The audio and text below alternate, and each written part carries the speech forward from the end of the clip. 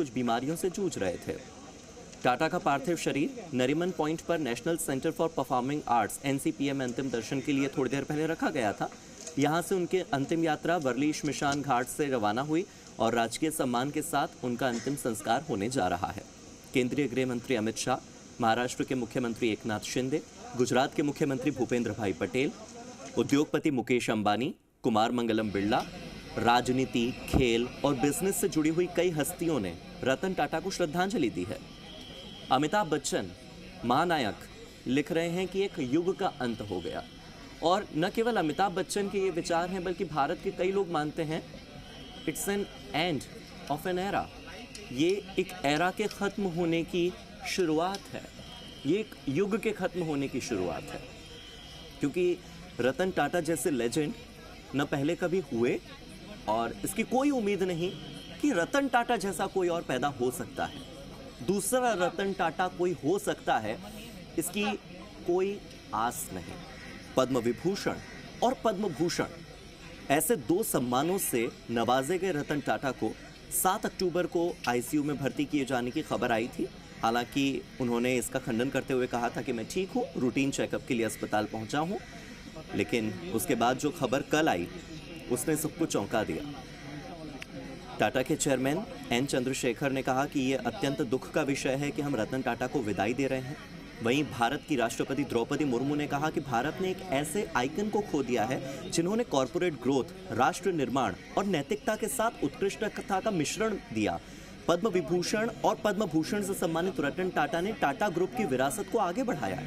प्रधानमंत्री नरेंद्र मोदी ने कहा कि टाटा एक दूरदर्शी बिजनेस लीडर, दयालु आत्मा और एक असाधारण इंसान थे। उन्होंने भारत के सबसे पुराने और सबसे प्रतिष्ठित व्यापारिक घरानों में से एक टाटा ग्रुप को स्थिर नेतृत्व प्रदान किया। उनका योगदान बोर्ड रूम से कहीं आगे तक था। यहां तक कि राहुल गांधी ने भी ये माना कि रतन टाटा दूरदृष्टि वाले व्यक्ति थे। बिजनेस और परोपकार दोनों पर कभी न मिटने वाली छाप रतन टाटा ने छोड़ी है। मुकेश अंबानी, जो कि खुद एक उद्योगपति हैं, बड़े उद्योगपति हैं, मुकेश अंबानी ये कह रहे हैं कि ये भारत के लिए बहुत दुखद दिन है। रतन टाटा का जाना न सिर्फ टाटा ग्रुप बल्कि हर भारतीय के लिए एक बड़ा नुकसान है। व्यक्तिगत तौर पर रतन टाटा का जाना मुझे दुख से भर रहा है, ये मुकेश अंबानी ने कहा, क्योंकि मैंने अपना एक दोस्त खो दिया। मुकेश अंबानी ने अपना एक दोस्त खो दिया, ये बात उन्होंने कही। गौतम अडानी, भारत के सबसे अमीर व्यक्तियों में से एक, सबसे बड़े उद्योगपतियों में से एक। मुकेश अंबानी की तरह गौतम अडानी भी ये कह रहे हैं कि भारत ने एक महान और दूरदर्शी व्यक्ति को खो दिया है। टाटा ने मॉडर्न इंडिया के पाथ को रीडिफाइन किया था। टाटा सिर्फ एक बिजनेस लीडर नहीं थे, उन्होंने करुणा के साथ भारत की भावना को मूर्त रूप दिया। इन शब्दों के मायने समझिए जो गौतम अडानी कह रहे हैं। रतन टाटा ने करुणा के साथ भारत की भावना को मूर्त रूप दिया। क्या थी भारत की भावना? भारत की भावना है परोपकार, भारत की भावना है गरीबों का उत्थान, भारत की भावना है समाज का कल्याण और भारत की भावना है राष्ट्र का निर्माण। और इन्हीं को तो मूर्त रूप देने का काम रतन टाटा ने किया था। आनंद महिंद्रा जाने माने उद्योगपति हैं, बड़े बिजनेसमैन हैं भारत के। वो कहते हैं कि मैं रतन टाटा की अनुपस्थिति को स्वीकार ही नहीं कर पा रहा हूं। मुझे यकीन ही नहीं हो रहा है कि रतन टाटा इस दुनिया में नहीं है। रतन टाटा को भुलाया नहीं जा सकेगा, क्योंकि महापुरुष कभी मरते नहीं। रतन टाटा एक महापुरुष थे, ये बात आनंद महिंद्रा ने कही। वहीं सुंदर पिचाई, जो कि भारत की जमीन से उभरे और उसके बाद उन्होंने पूरे विश्व में अपना नाम किया, सुंदर पिचाई भी ये कह रहे हैं कि रतन टाटा से पिछली मुलाकात के दौरान उनका विजन सुनना मेरे लिए प्रेरणादायक था। वो एक्स्ट्राऑर्डिनरी बिजनेस लेगेसी छोड़कर गए हैं। उन्होंने भारत में मॉडर्न बिजनेस लीडरशिप को मार्गदर्शन देने और डेवलप करने में महत्वपूर्ण भूमिका निभाई है। आपको बता दें कि रतन टाटा के छोटे भाई जिमी नवल टाटा उन्हें श्रद्धांजलि देने पहुंचे हैं। एक्टर आमिर खान और उनकी पूर्व पत्नी किरण राव दोनों साथ में रतन टाटा को श्रद्धांजलि देने पहुंचे। आमिर खान ने भी कहा कि आज का दिन पूरे देश के लिए दुख भरा है। रतन टाटा का देश के लिए योगदान अमूल्य है और ऐसे लोग बहुत कम होते हैं। हम सब उन्हें याद करेंगे, उन्हें मिस करेंगे।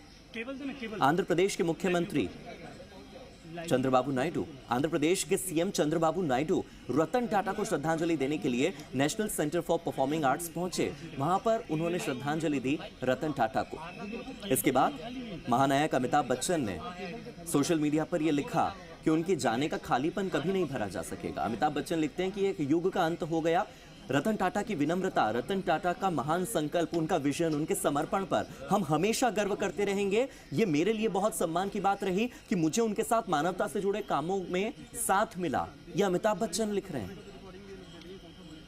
एक्टर रजनीकांत ने भी लिखा है, सुपरस्टार, साउथ सुपरस्टार रजनीकांत ने लिखा है कि रतन टाटा लेजेंडरी आइकॉन थे। वो अपने विजन, अपने पैशन से भारत को विश्व पटल पर ले गए। रतन टाटा ने हजारों इंडस्ट्रियलिस्ट को प्रेरणा दी, उन्होंने लाखों लोगों को नौकरियां दी। वो एक ऐसे शख्स थे जिन्हें हर कोई प्यार करता है, हर कोई सम्मान करता है। भारत का सच्चा बेटा रतन टाटा थे। उनके साथ बिताए पल मुझे हमेशा याद रहेंगे। केंद्रीय गृह मंत्री अमित शाह मुंबई पहुंचे। मुंबई के national centre for performing arts पहुंचकर उन्होंने रतन टाटा को श्रद्धांजलि दी।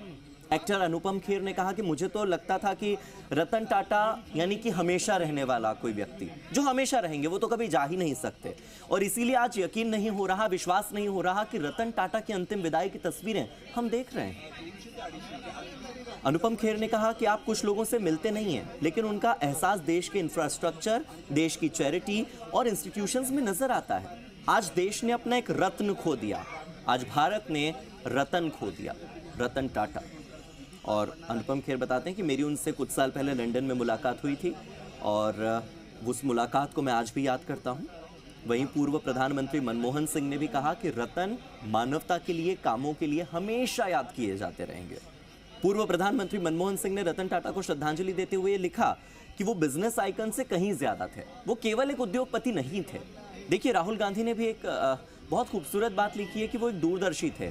व्यवसाय और परोपकार, ये दो क्षेत्र ऐसे हैं जो बिल्कुल विपरीत हैं, लेकिन दोनों को साथ लेकर चले। सड़क परिवहन मंत्री नितिन गडकरी, केंद्रीय मंत्री, ये कह रहे हैं कि रतन टाटा जी से 3 दशकों से ज्यादा का अत्यंत घनिष्ठ पारिवारिक संबंध रहा है और इतने बड़े व्यक्ति की सादगी, उनकी सहजता, अपने छोटे का सम्मान करना, ये दर्शाता है कि वो कितने अनुभवी थे और मुझे अपने जीवन में उनसे बहुत कुछ सीखने को मिला। ये बात नितिन गडकरी कह रहे हैं। और भारत रत्न भारतीय जनता पार्टी के वरिष्ठ नेता लालकृष्ण आडवाणी ने भी रतन टाटा को श्रद्धांजलि दी। आडवाणी ने कहा कि मेरी रतन टाटा से आखिरी बात इसी साल फरवरी में हुई थी, फरवरी 2024 में, जब उन्होंने मुझे भारत रत्न मिलने पर बधाई दी थी।